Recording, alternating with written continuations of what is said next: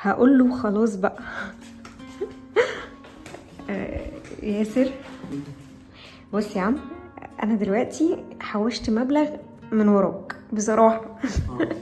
يعني بحط ايدي في جيب البنطلون، بتنسى فلوس، بشيل منها جزء. المهم يعني ان انا سمعت ان بيقولوا حرام ان انا اعمل ده من وراك. جدا حرام جدا. طيب. انا كده سؤال. لا مش محتاجه، انا مش جاي اسالك حرام ولا لا.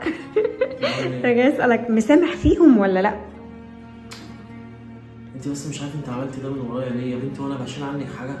لا يا حبيبي والله العظيم، بس انا يعني بحوش للبيت. افرض انا عوزت حاجه بتاع العيال، عايزه حاجه بحوش للبيت.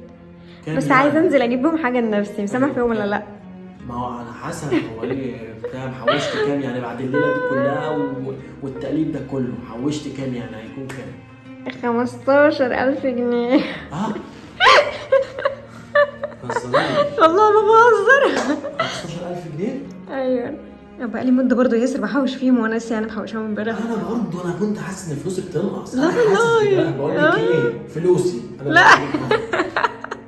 فلوسي ماليش فيه. انت حوشت 15,000 جنيه؟ والله ده العظيم. انا مسامحك من دلوقتي لحد ما اموت. والله العظيم. والله العظيم. هو في بعد كده؟ ده انا مش لاقي اكل يا بنتي، انت جيتي لي في وقت. يا والله سلام. العظيم والله بكلمك بجد.